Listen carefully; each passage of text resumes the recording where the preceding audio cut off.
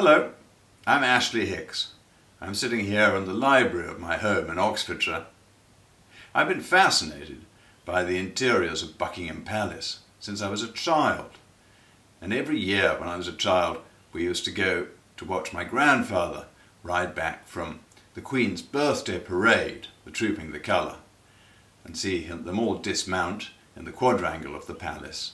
And we would give the horses sugar lumps and carrots, and then we'd go upstairs and have a quick drink and a sandwich in the centre room, which is the room behind the balcony. And it's always an extraordinary surprise, given the cold, rather severe grey stone facade of the palace, to find that the room immediately behind the balcony has this explosion of colour, and it's such a joyful interior. And as a child, of course, I was just captivated by the incredible gilded dragon. But before we look at the interiors, we need to see some exteriors. Now here is the original house, Buckingham House. It was built in 1702 by John Sheffield, Duke of Buckingham and Normanby, and he'd bought the site. On it there was an existing house, which was Arlington House. It was originally Goring House, but he demolished that and built this new house on a different part of the site. Part of the site was a crown lease, which is rather crucial, because when in 1761 his son tried to buy the crown lease in order to go on living there, the crown refused rather sensibly, and King George III, who had come to the throne just then, aged 22, and he was looking for a nice, comfortable house to live in. And the Queen's house had traditionally been Somerset House on the river, and that had been given to Anne of Denmark, wife of King James I, and since then that had been the Queen's house. But George III decided to transfer that to the Crown proper and demolish the rather tumble-down house and have Sir William Chambers, his architect, build a magnificent home for all of the learned societies and the Royal Academy of Arts. And so he moved the Queen's house to Buckingham House and had Chambers work on it. And Chambers really just tidied up the existing building, stripped it of its sculpture and its ornaments, and made it look like a smart neoclassical country house, really. And it was rather in the country at the time. It was on the edge of St. James's Park, very leafy and green, as you can see. And the Mall, which it was at the end of, was a great social gathering point throughout the 18th and early 19th century. The king lived in the Duke's old rooms on the ground floor of the house and kept them very simple. He didn't like carpet. He decided that carpet was very bad for the health, and so he wouldn't allow carpet in his rooms.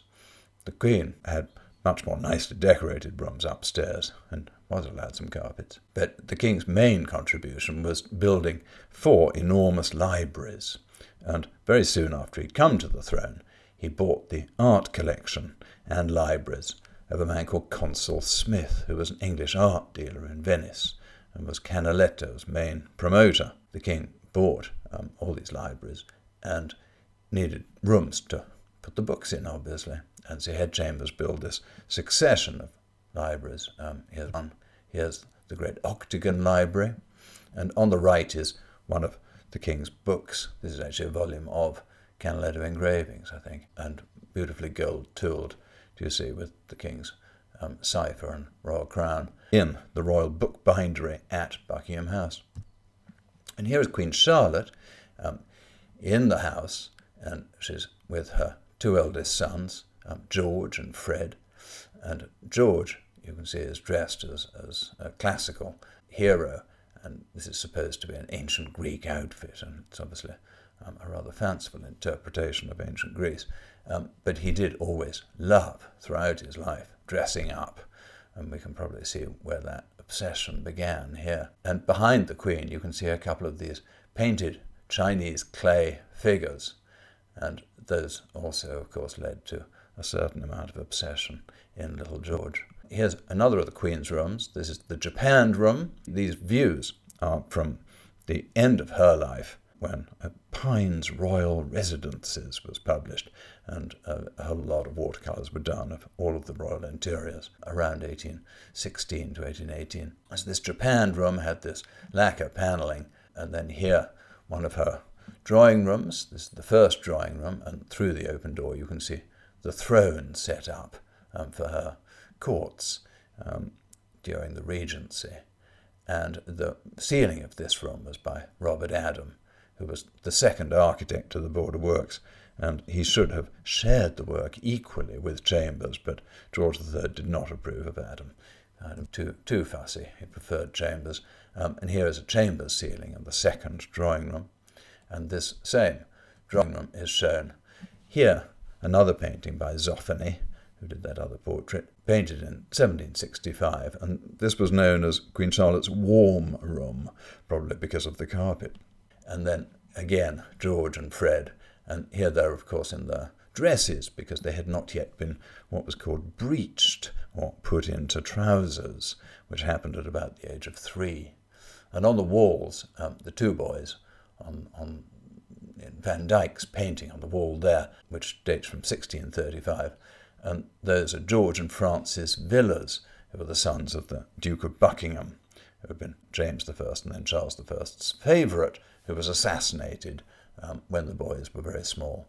And so those boys were brought up with King Charles II, who is in the other Van Dyck over the fireplace. Now, when George grew up, turned 21 and achieved his majority, he needed a house of his own. And his grandmother, Augusta, Princess of Wales, was the Dowager Princess of Wales, because Frederick, Prince of Wales, had died before his father, George II, and so his son, George III, had succeeded instead.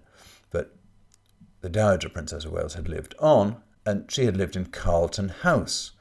And here is Carlton House, terrible jumble of buildings, as you can see.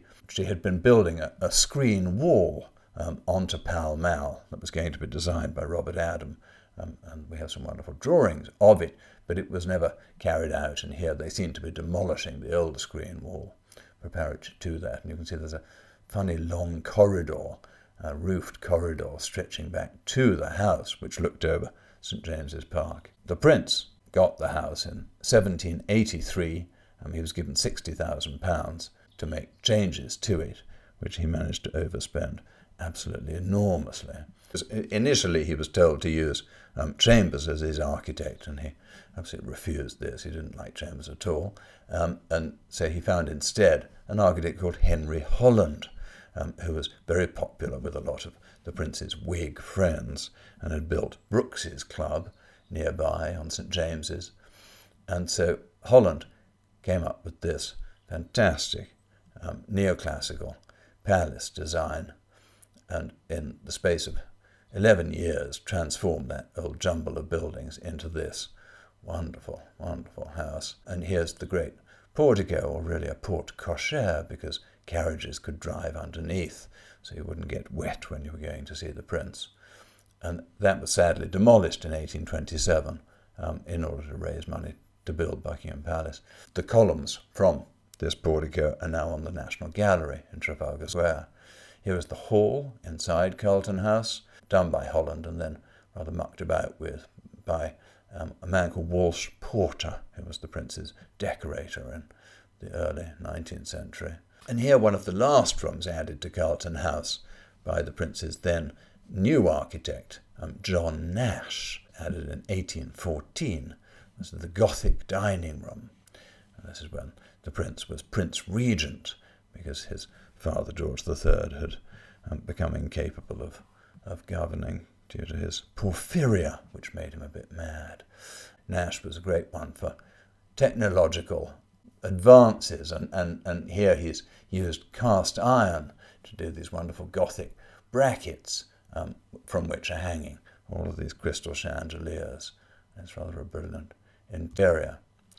Now, in 1783, at the same time that he turned 21 and was given Carlton House, the Prince was able finally to make his own holiday plans, which had hitherto been slightly dictated by his father. And his parents despaired of George, who was rather a party guy, and they had a very sober domestic lifestyle instead. And he did not like that. So he went, the moment that he turned 21, he went off to stay with his naughty uncle, the Duke of Cumberland, in a Sussex village, and Brighthelmston, due to the Prince going there succeeding summers. And he had a wonderful time racing, gambling and dancing, and a great deal of drinking, of course, all of which were very much disapproved by his parents, but encouraged by his naughty uncle. And he had so much fun that he made it his regular summer home, and it then became a tremendously fashionable resort and stopped being called Brighthelmston and turned into Brighton. And so he had Henry Holland come down to Brighton and build him this very sedate neoclassical marine pavilion. We do see a rotunda in the middle and then a couple of wings. There's a very elegant, very neoclassical house. And then in 1815 he had John Nash come down and slightly alter it. And so here is the finished pavilion as it looked when the Prince, well, King George IV by that stage, died in 1830. You can see Nash has completely changed Holland's restrained neoclassical house into this oriental fantasy with minarets and onion domes, Indian on the outside and Chinese on the inside. But before looking at any more of that, we must go back to the Queen's house. And here it is in 1818, old Buckingham House, the Queen's house, with its chambers, facades very sober and dignified. And the Queen dies in 1818. And King George III, who had anyway been, incapacitated and living at Windsor in a sort of sheltered accommodation, as it were, died in 1820. And so the new King George IV decides to rebuild the Queen's house as a home for himself, as a pied-à-terre, as he referred to it. He didn't intend to make it his palace. He was going to continue to use St. James's Palace for his courts. But he then, while the work was going on, he had Nash, of course, do the work.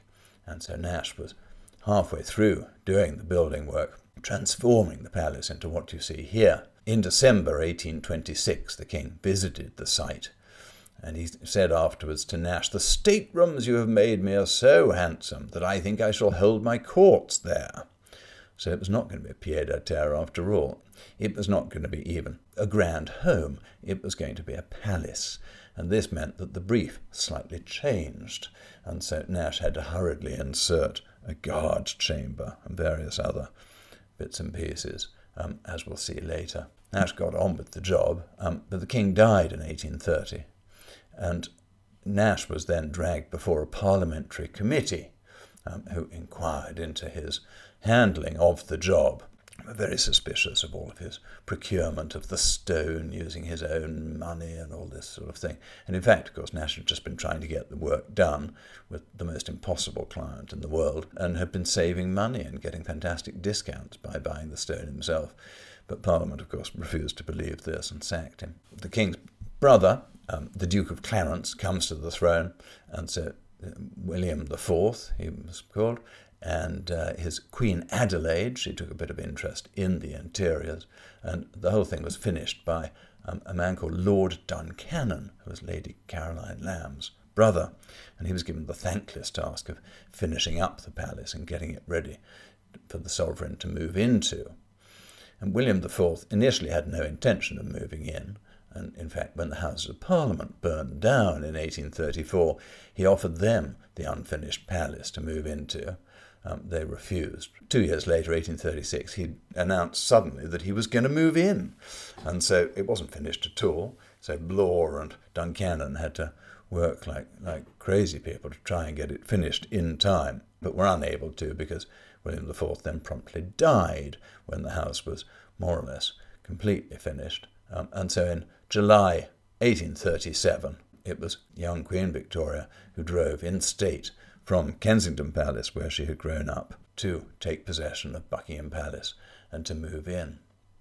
And here you can see in a view taken at the start of Queen Victoria's reign, the palace as finished by Blore, mainly to Nash's design, and the great courtyard in front closed by the Marble Arch, which was this gleaming white marble triumphal arch. Here are Prince Albert and Queen Victoria and I think 7 of their children standing in front of one of Nash's conservatories at the palace, photographed by Roger Fenton in 1854. The Queen then told Robert Peel, her Prime Minister, that her little family was growing up so fast that she needed more rooms, so she built this new east wing, replacing the Marble Arch, which was moved to the top of Park Lane. And the east wing then was designed by Edward Blore, that architect. It was really a frightfully bad architect, and you can see it's a rather ugly bit of building. But it did include, for the first time, the balcony, which has become such an iconic feature of Buckingham Palace. And here is the Queen and the royal family on the balcony, waving at Grenadier Guards returning from the Crimean War in July 1856. And here again the royal family, and you can see Queen Victoria's head, you can just see over the balustrade, as she's the only one sitting, of course, in 1893, waving goodbye to the Duke and Duchess of York driving off from their wedding reception. The Duke of York, of course, succeeded Edward VII as King George V, and so the Duchess is Queen Mary. And here, 1897, a photograph of Nash's wonderful portico inside the quadrangle, and you can see all the household sitting on raised seats in the portico there to watch Queen Victoria and the rest of the family and guests come back from St. Paul's Cathedral from the Diamond Jubilee service. Anyway, here is the front of the palace today. So that is Queen Victoria's East Wing, but completely refaced as part of the programme of the building of the Victoria Memorial, started in 1906 to commemorate the great Queen Empress, with this vast monument in front of the palace. And you can just see her there, seated on the front of it, and then there's a gilded winged Victory on top. So much money was raised by the public subscription to build this monument that they found there was enough left over to reface the palace, which was rather a good thing, because Blore had used a terrible stone from Caen in northern France, and that stone had weathered very badly, and so bits of it were always falling off, which was rather an embarrassment. It had to be continually repainted. And so Sir Aston Webb, the architect, who also built the Victoria and Albert Museum, he came up with this French neoclassical facade and put this on in 3 months in the summer of 1913, and it was all put on, fitted around the existing windows, and not one pane of glass was broken, which pleased King George V immensely. And part of the Victoria Memorial scheme was new gates and railings around the palace, and these wonderful bits of metalwork by the Bromsgrove Guild. Absolutely fantastic work. And here on the left there's a wonderful little cherub doing something rather peculiar to a fish, and he's on top of one of the locks on the gates. And then on the right, Sir Thomas Brock, the sculptor, who carried out the actual monument, and this is his figure of manufacture, and it's a burly fellow with a sledgehammer and a lion. That's British industry at its best. And now here on the left you see the east front of the palace. I went in the very early morning to take this photograph before the tourists had all clogged up the railings, and caught an image of the Messenger Brougham carriage, you see through the railings, and that's set out from the Royal Mews every morning since 1843 to collect and deliver post between Buckingham Palace and St. James's Palace. And on the right, Nash's portico, seen through the Sovereign's Arch in the centre of the East Wing. Here is the whole of Nash's facade. At the top, Blore, finishing it off, took the marble friezes that were intended for the Marble Arch but never put on it, and he added those to an attic story. And the one on the left shows the meeting of Blücher and Wellington on the field of Waterloo, and the one on the right, the death of Nelson at Trafalgar. And in the centre, the pediment sculptures show Britannia acclaimed by Neptune. And so the whole composition is really announcing British military success in the Napoleonic Wars. And the palace was rather conceived as a combination of sovereign's residence and national monument to the victories of the Napoleonic Wars. And this picture also really shows us old Buckingham House framed by the new work. And you see old Buckingham House is the central 9 window bays, and so the outer bays with the columns, those are framing it. So you can see the little house of the Duke swallowed up by Nash's work. And then here a plan I drew myself showing the quadrangle closed off by Queen Victoria's East Wing at the bottom. And I'm doing 3 little programs, and this first one will show us the rooms coloured pink here, so the Grand Hall and Stair, and then moving upstairs to what is called the principal floor, and there we will see the green drawing room and the throne room, and then the picture gallery. So here is the Grand Hall, and this is essentially the entrance hall of the old Buckingham House, and many people think that Nash lowered the floor. In fact, he raised the floor around it, so he kept the entrance hall floor quite low in order to have a bit of height in there, although it still does feel like a rather low space. But the surrounding areas, he raised the floor in order to provide more headroom down below in the cellars for the services. Here is a view of the stair taken in 1843, when Queen Victoria has just moved in, and you can see the columns, which are white Carrara marble with subtle grey veining, and they look rather good there, gleaming white, with buff scagliola walls, and there's very little gold. The only gold really is the gilt bronze capitals on the top of the columns, and then the gilding on the balustrade, which looks rather better than it does today, to be honest. Then here is Queen Victoria and Prince Albert in the Grand Hall, and the inspecting wounded Grenadier Guards from the Crimean War in 1855 with their 3 eldest sons. But you can see here the decoration that Prince Albert came up with his German art advisor, Professor Ludwig Grüner, and so there they've done a sort of polychrome treatment to the ceiling and some green faux stone paintwork, because the scagliola walls had rather decayed by this point. It was rather wonderful with all this colour, whereas today it is all painted white. That was done for King Edward VII in 1902 by his decorator, Mr. C.H. Besant. But here you do see the magnificent fireplace. It was designed by Nash and carved by Joseph Theakston. It's rather inspired by a lot of Napoleon's palace interiors in Paris.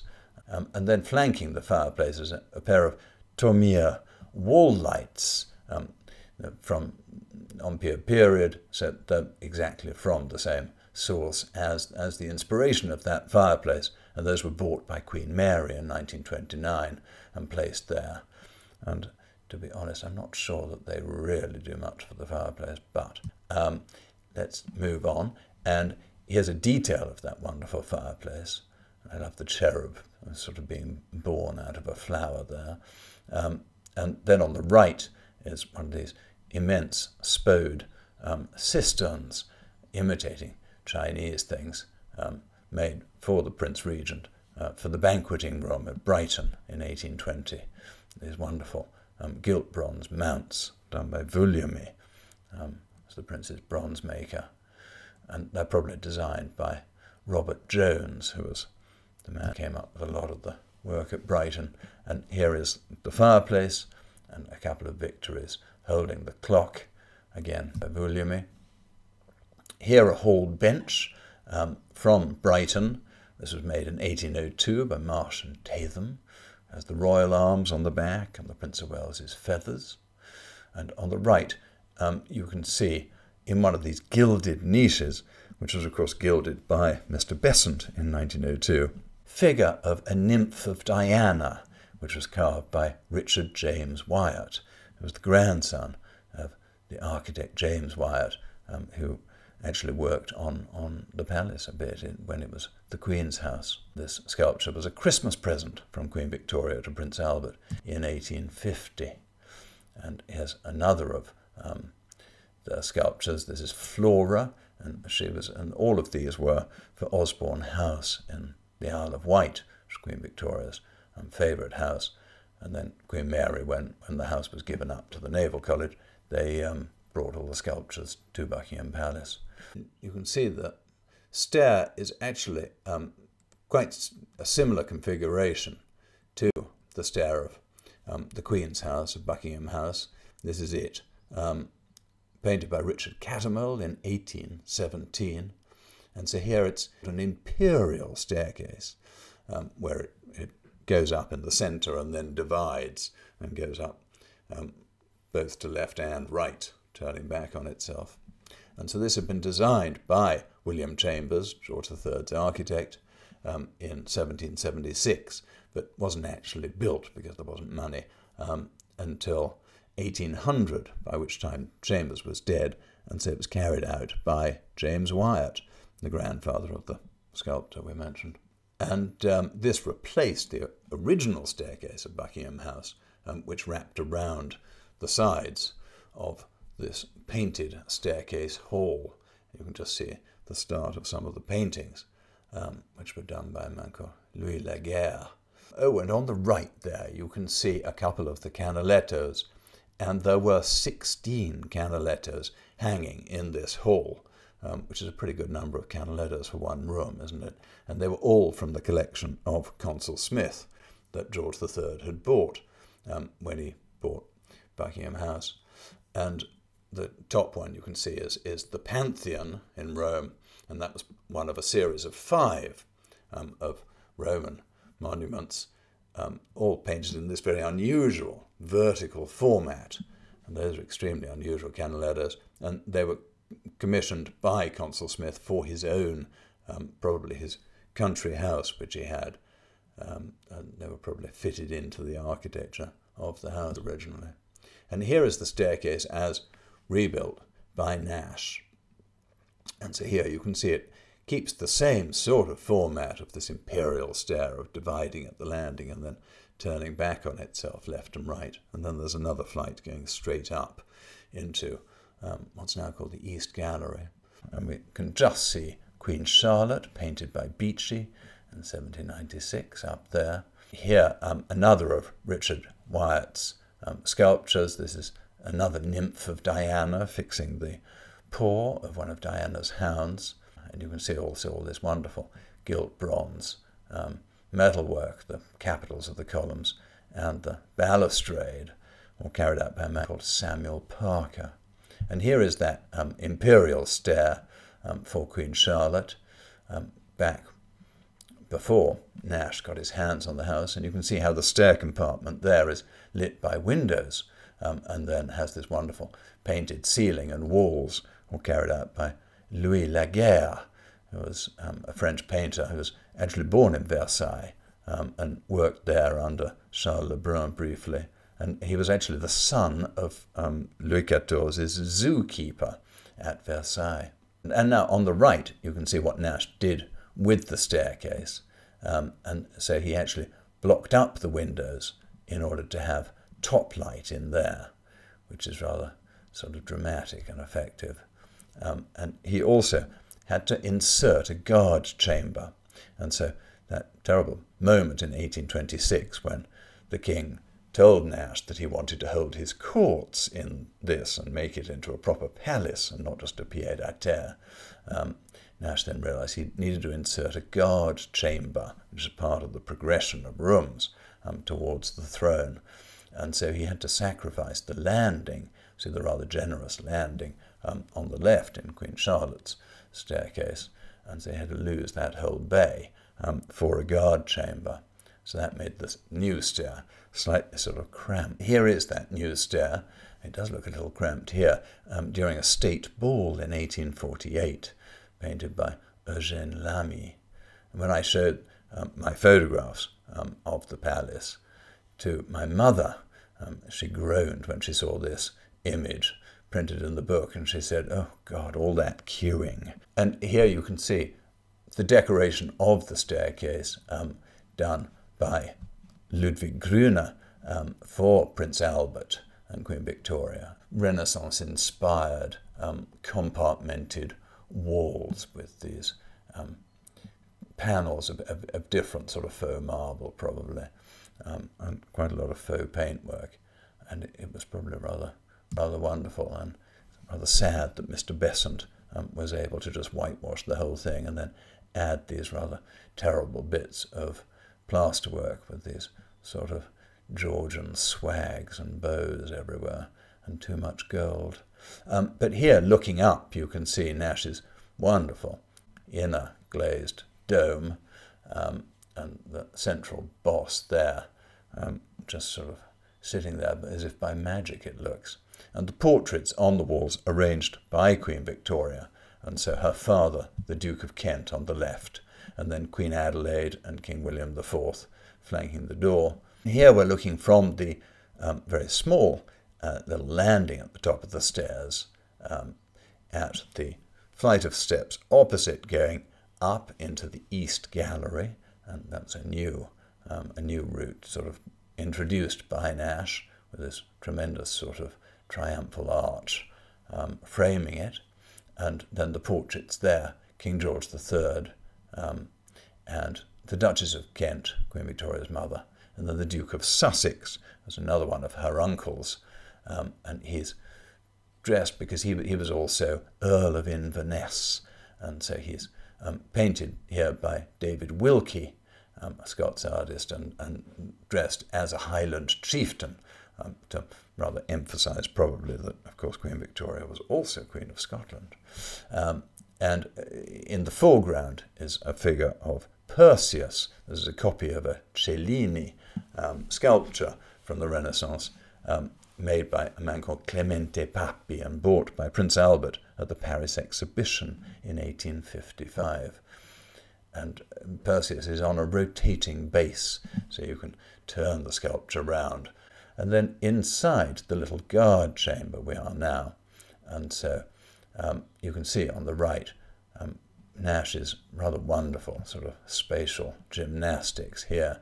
This really very small space he's made tremendously grand, and the glazed ceiling has these, is surrounded by these ellipses of engraved glass, engraved with a garter star on each one. It's really a very beautiful small space, and then is dotted with these white marble portrait sculptures. Queen Victoria there, holding a laurel wreath, which is the symbol of victory and Victoria, and facing her, we can only just see the hand holding the shield of Prince Albert, and they're both dressed in ancient Greek costume. And then the two girls are their granddaughters, Victoria and Maud of Wales, and Maud grew up to become Queen of Norway. And then rather surprisingly added into this little royal gathering is Robbie Burns's girlfriend. So I suppose continuing the Highland theme, we've got Highland Mary in there too. Now here we've moved into the green drawing room, and looking back through the guard chamber, and you can see just how small that guard chamber is. It looks like a cupboard from here, and you can see Perseus out on the landing. And inside the room here, we've got the great coronation portrait of King George III on the left, painted by Alan Ramsay. And George III was pestered by someone called Lord Eglinton to sit for a portrait to Sir Joshua Reynolds, who was the up-and-coming, great society painter. And of course, Reynolds painted absolutely everyone, but not George III. No. He said to Lord Eglinton, "Mr. Ramsay is my painter, my lord." And he was certainly not going to be painted by Reynolds. Didn't approve of him any more than he approved of Robert Adam. And then on the right, another Alan Ramsay portrait of Queen Charlotte with the two oldest boys, as there's George, Prince of Wales again, in his dress, obviously, because he still hasn't been breeched. And then the grand piano on the left of the room there was made for the Brighton Pavilion in 1817. And over the door, those three children, the eldest children of Elizabeth of Bohemia, the daughter of James I, sister of Charles I, who was married to the Elector Palatine, lived in Heidelberg, and then rashly they went to Prague. They were elected King and Queen of Bohemia, and it all went horribly wrong, and the Battle of the White Mountain and all of that, and she ended up in exile in Holland. But her youngest child, it's not in that painting, but her youngest child, I think, was Sophia, who was the mother of King George I of England. And so they're sort of there, probably to remind people that the Hanoverians were not foreign interlopers, and they weren't just German, but George I was actually the great-grandson of James I. This is still the same room, but some years before, so this is when it was Queen Charlotte's saloon, and you can sort of see it's basically the same room. Nash blocked up the top three windows because he built his portico outside, and so they wouldn't have had any light. But here, in fact, the third window below is blocked up itself by the throne, which has been arranged there because it's the Regency, and Queen Charlotte used to hold her courts in here. And the fireplace in there was designed by Robert Adam and is now sitting in Windsor Castle. And this room for 21 years housed the Raphael cartoons. So those enormous cartoons for the tapestries for the Sistine Chapel, which were one of the glories of King Charles I's art collection, and were among the only things that weren't sold when the government had the sale of the late king's goods. Those Raphael cartoons hung in here for the first 21 years that George III and Queen Charlotte lived here, and then they were moved to Windsor in 1787, and the walls were redecorated like this. And then in 1799, the Queen added these enormously long sofas, you see on the left, and shorter ones on the right in the windows, and those are now sitting in the picture gallery next door. You can see how Nash has essentially preserved the form of the room, but he's completely redone the plasterwork and created this very bold, very graphic interior with these tremendous sort of bracketed, coffered ceiling and these pilasters on the walls which have absolutely no architectural detail at all. Just this sort of graphic, kind of hatched plasterwork, and it's really a very modern thing for its date. And here you can also see a couple of the doors, which all through the principal floor there are these wonderful mahogany doors, 12 foot high and mounted in gilt bronze, and either mirrored or glazed depending on where they are. And then that room is furnished with some of the surplus furniture from Windsor. George IV, as he was then, ordered so much furniture for his newly rebuilt Windsor Castle from Morrell and Seddon that they had enough, they found, when they came to furnish Buckingham Palace, to do that too. So all this wonderful furniture is sitting there, and has, of course, been in daily use, really, since it was put in. And so unlike French palaces, which one visits, and you go to Versailles and you see all this newly restored silk on the wonderful furniture, and the silk never gets any wear at all, of course, and so it always looks absolutely brand new. Whereas at Buckingham Palace, of course, the rooms are in constant use, and so you can see the arm of this sofa, the silk is almost threadbare, which I think looks absolutely wonderful, and it really shows that the rooms are lived in. And here on the right, we have John Singleton Copley, the American artist, who did this one portrait in his entire career, and supposedly the children moved about so much that he decided portrait painting was not for him. But this is George III's youngest daughters, Mary, Amelia, and Sophia, and poor little baby Amelia there in her baby carriage in the middle, and she was everybody's favourite, and particularly the Prince of Wales's favourite, and then she died, sadly, aged 27, tuberculosis. And here on the left is the highlight of the royal collection of Sèvres porcelain, which is a thing called the vaisseau à main, the vessel with a mast, and it's a potpourri holder. And the extraordinary thing about this is that it was sold at the annual sale of Sèvres porcelain held at the Chateau of Versailles every year. And this was in the sale in 1759 and was bought by the king's mistress, Madame de Pompadour. So it's an extraordinary provenance for an object. And that, of course, in the time when this was made, potpourri was not, now people think of potpourri as being dried flowers with a bit of scent on them. But in those days, potpourri, I believe, was a kind of liquid, a sort of scented oil. And so this sort of vessel was used in the summer when you could get fresh flowers. You would fill it with water and then put flowers in. You see on the line of holes there, you'd put the flowers in there.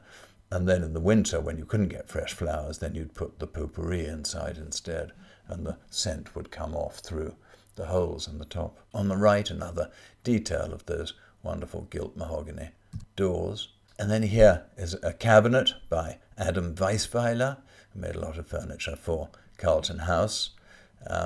And that is sort of extraordinary because it's got quite ordinary pietra dura panels in the centre, made at the Gobelin factory in the sort of 1630s or so. But the outer ones are very early pietra dura from the Florentine workshops, the Grand Ducal workshops in Florence, the Opificio delle Pietre Dure, made probably in the 1590s. And there's a tulip on the left and a crown imperial on the right. And they're rather extraordinary. And then on the right, some tassels on the curtains in there, probably reproducing the original pattern, but made when Queen Mary redecorated the rooms. Here, another of the chairs from Windsor, and this is a particularly wonderful one, I think, and I love the lion paws on the feet, which actually hide casters, and there are wheels inside the paws. And then the pedestal behind is one of a whole group from Carlton House. And then here we're looking into the throne room, and so this is the sort of culmination of that progress through the stair, the guard chamber, the green drawing room, and then the throne room, and with the throne set up at the end in what's called the royal alcove. It's framed by these winged victories, sculpted by a man called Bernasconi. Here you can see the full height of the room, and Nash's wonderful ceiling with this huge gilt star motif in the centre, and then royal coats of arms in the vault around it. And then the throne, it's not actually a throne, it's actually the chair of estate from the Queen's coronation on the right, from the 1953 coronation, but a chair of estate made then, but rather in the spirit of sort of 1660 or something. And then on the left is the Queen Mother's chair of estate from her and King George's coronation in 1937. And the gilt carvings, these trophies hanging on the wall behind, those were carved by a Frenchman called Jean Proussero for Carlton House in 1790 or so. And then here a detail of the frieze above the winged victories and George IV's cipher. And the frieze shows the Battle of Tewkesbury from the Wars of the Roses. And quite why the Wars of the Roses were thought suitable for the throne room, who knows. And here is the throne room, the setting for an investiture of the Order of the Bath in July 1855, and a lot of officers from the Crimean War, which was still going on, being invested and decorated by Queen Victoria, you see seated in the middle there, and helped by Prince Albert, standing on the left, who's actually pinning the decoration onto the kneeling officer, and the wonderful crimson silk robes of the Knights of the Bath. But the interest of this image, really, for me, is that the only white in the room is, apart from on the uniforms and the plumes, is the frieze and the winged victories, and all the rest of the plasterwork seems to be a stone colour, and the stone colour and the gilding and the red walls all look rather fantastic, I think, there. And now here is the room in 1873, set up as a council chamber, with this wonderful council chair, which was made by Marsh and Tatham for the new throne room at Carlton House. And here is that throne room at Carlton House, which was the old drawing room designed by Holland, and then it's been tarted up by Walsh Porter with these very elaborate Regency curtains, and indeed this is where the Regency Council would have sat, on that council chair, and then also on all of the Jacob seat furniture that was made for the room in 1790 or so, and is still in use today in Buckingham Palace in the music room, which we will see next time. And here on the left, that same council chair again, which is still in the throne room of the palace, as the front of it, and next to it, King George VI's chair of estate from his coronation. Here is the fireplace of the throne room, designed by Nash, with a theme of martial splendour and military victory. And then on top is this wonderful clock, made in Paris in 1809 by Claude Gall, and this shows the oath of the Horatii, so it's copying the design of the painting by Jacques-Louis David, which was such a sensation in the Salon in Paris in 1785, and became rather an image of the French Revolution. So it's slightly ironic that this image of the French Revolution is on the fireplace, celebrating British military victory over the French. But here is that same clock drawn by the office of Mr. Pugin, who went on to design the Houses of Parliament, but at this stage his office was employed by King George IV to record all of his possessions for the furnishing of Windsor Castle, and that was then used also for Buckingham Palace, of course. So this is known as the Pictorial Inventory, and these beautiful drawings. And here it says very proudly, His Majesty's private property. Whether that was true or not, who knows? But it's got all the details. It was in the Crimson Drawing Room at Carlton House, then went to Windsor, and then on the left it says Throne Room, Buckingham Palace, 1915. So it's been sitting there for 105 years now. And here's a couple of stools that apparently were made in the early 20th century, possibly ordered by Queen Mary for the room. And on the right, the door frame, which celebrates the military valour of King William IV, being anointed there by victories. And William IV actually did see action in the Royal Navy as a midshipman at Cape St. Vincent in 1780. It was 50 years before he became king. And here next door is the picture gallery. And the picture gallery was Nash's rather brilliant idea of turning the garden-facing rooms of Queen Charlotte upstairs, so those two drawing rooms that we saw before with the Adam and Chambers ceilings, all of that enfilade of rooms he turned into this one big space to show the king's pictures, and top lit, and that then enabled him to add large rooms onto the garden facade, so to the left of this picture, so doubling the number of reception rooms upstairs. And this room had its roof redone in 1914, sadly, by a rather terrible architect called Sir Frank Baines of the Office of Works. So it does have this rather ugly roof that I've tried to hide with one of Sir Frank Baines's columns in my photograph here. And these beautiful chairs were made probably for the music room at Carlton House by a man called François Hervé in 1790. And they're extremely delicate. One shudders to think of some of the Prince of Wales's fat cronies sitting on those. They'd probably break them immediately. Anyway, this is the wonderful glazed roof that was on the picture gallery before and that was removed by Sir Frank Baines in 1914. But this apparently did leak terribly, so perhaps there was a reason for doing it. But it was rather beautiful, wasn't it? And this is a Nash design, but very much inspired by Sir John Soane. Soane did himself, actually, he felt that he should have had the job of building Buckingham Palace. But here you can see the room with its wonderful original ceiling, and as furnished, really by Lord Duncannon for William IV, and so this is in the first years of Queen Victoria's reign, and slip covers on all the furniture, and a scarlet carpet. And here, when Prince Albert has redecorated it and painted the walls lilac, or is it paper or fabric, who knows? But anyway, it's a rather wonderful lilac colour. It looks very happy there. And this is the great dinner given after the christening of Prince Leopold, Queen Victoria's youngest, I think, son, in 1853. And later on we'll see a whole room dedicated to that christening. And here, the picture gallery today with this pink flock paper on the walls, and a couple of great Renaissance portraits of an artist, Tiziano Aspetti by Leandro Bassano, painted in 1592, and then the collector Andrea Odoni, painted by Lorenzo Lotto in 1527. These are the sofas, of course, made for Queen Charlotte's saloon that we saw earlier, made in 1799.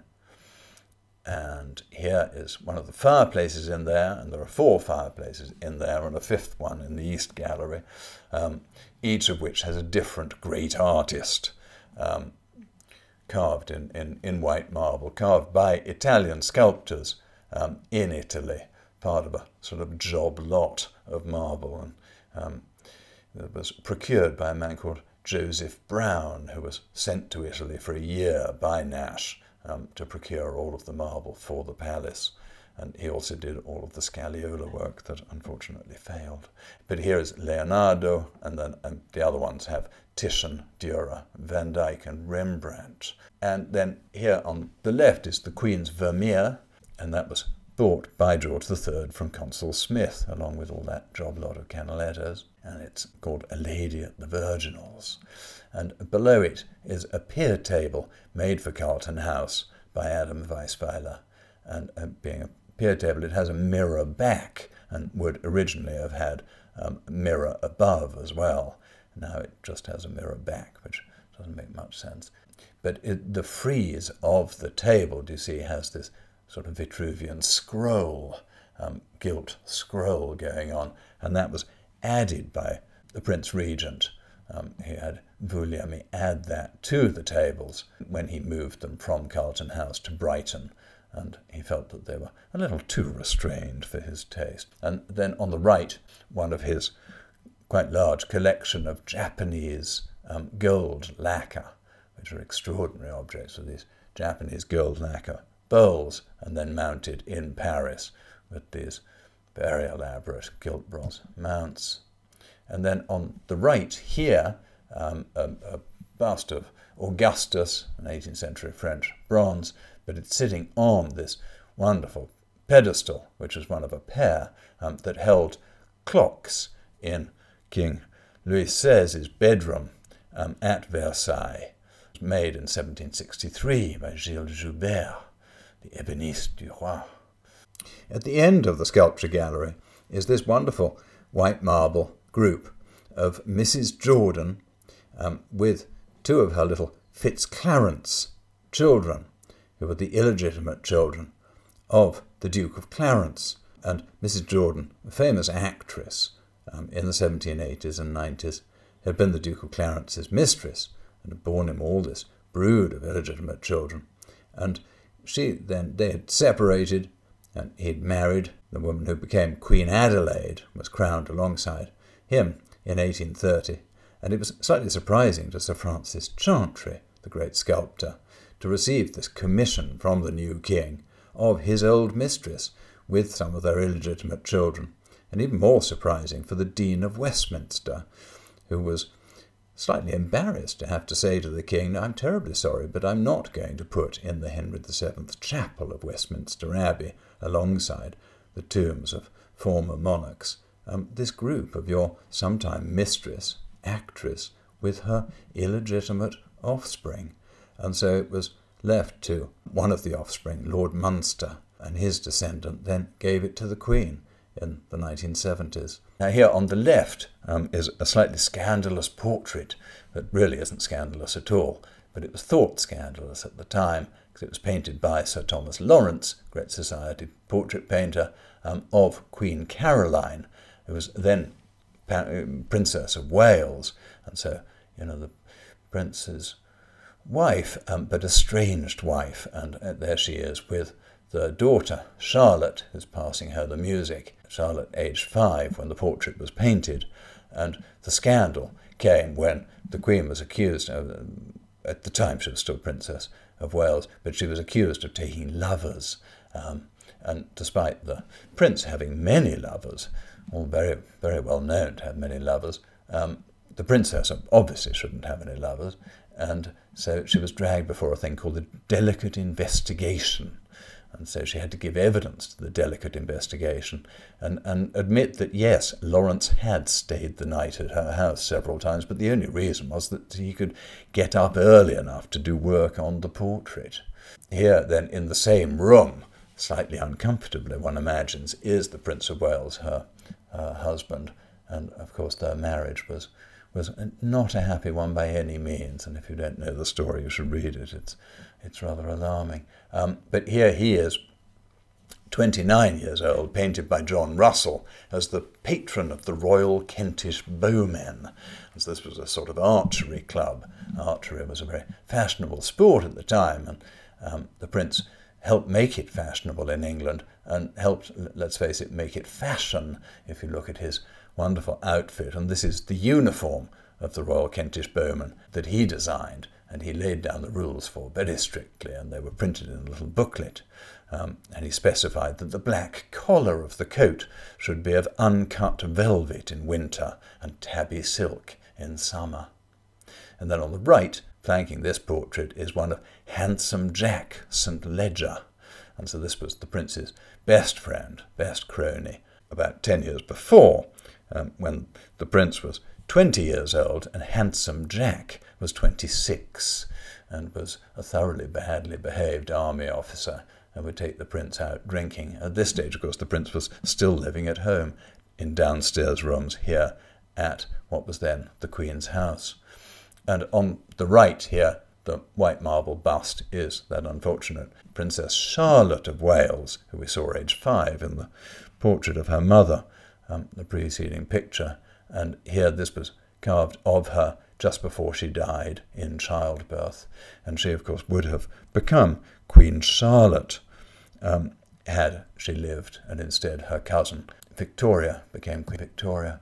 And now here, the last image we have for today is this wonderful clock from Paris, made in about 1735, and George IV was told in 1816 that this clock had been made for Versailles and had stood in the king's rooms at Versailles, and so of course he bought it, and in fact obviously it actually had nothing to do with Versailles at all, I think, but on the right you can see it when he bought it, standing on the landing of the stairs at Carlton House, and this wonderful flying staircase designed by Henry Holland. Well, I hope you enjoyed seeing that glimpse of the interiors of Buckingham Palace. I certainly enjoyed showing them just as much as I enjoyed taking the photographs in the first place, and writing, I have to say, my book, and all photographs by me, and the book is still available. Little sales pitch there. Do join me to see the rest of the palace interiors in the following 2 programs.